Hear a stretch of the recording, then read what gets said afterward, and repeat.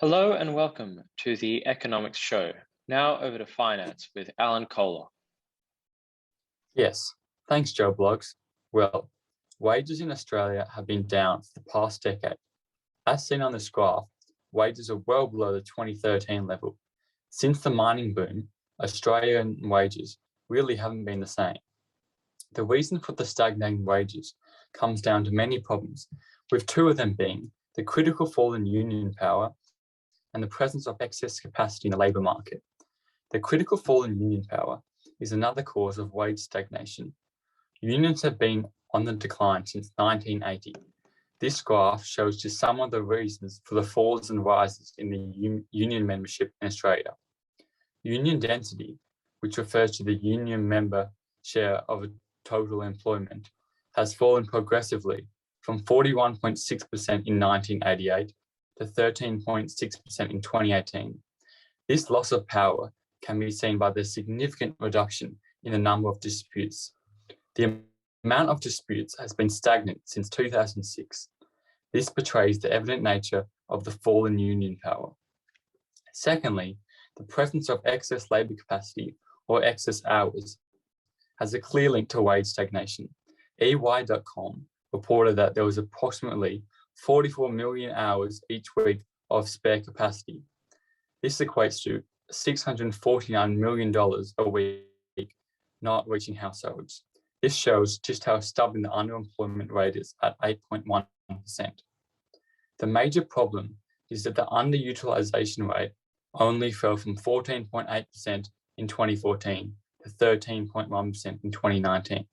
You can see the impacts of COVID-19 as it first hit our economy, with the underutilisation rate rapidly increasing to 20%, only to drop back down to 14% under the influence of monetary and fiscal policy. Now, over to Ross Giddens, who will tell us how we can solve this wage puzzle. Thank you, Alan. The falling power of unions has caused issues with employee-employer relations. However, that does not mean that the strengthening of unions with greater participation will improve the situation.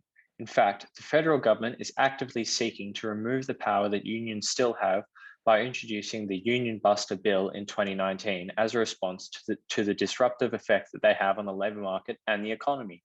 However, the issue of employer-employee relations remains and must be addressed with legislation that performs the same roles as the unions initially did.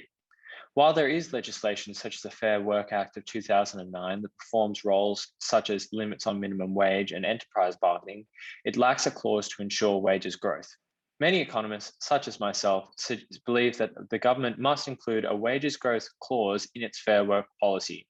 Not only would this balance the negative effects of the Union Buster Bill, but it would also ensure sustained wages growth regardless of recession. However, this does come with potential negatives, such as the fact that businesses often rely on reducing wage increase or even lowering wages to cope with the effects of an economic downturn, such as the COVID-19 pandemic. Additionally, if businesses experience no growth in revenue, then an increase in wages would decrease their profitability, thus increasing their chances of failure. As to the excess capacity in the labour market, essentially what is happening is that the demand for labour is not meeting the supply. A lot of employers feel no need to raise their employees' wages because there is so much excess supply out there. Essentially, the only possible method of fixing this is to increase the demand in labour, not to decrease the supply. As a result of this, the federal and state government have invested in competitive grant systems that aim to allow businesses to increase investment and employee numbers. However, these programs have seen limited success as the underutilization rate has only grown since their implementation in 2013.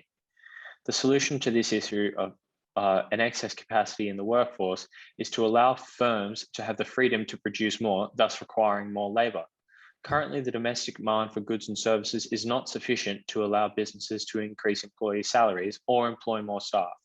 Therefore, either a greater focus on the export market to meet the lack of demand, or a shift in the mindset of Australian firms to target high demand products must be made. Ultimately, the demand for Australian goods and services directly affects the demand for labour, and therefore should be targeted when aiming to solve the wages puzzle. And that concludes finance with Alan Kohler and Ross Gittens. Have a great night, everyone.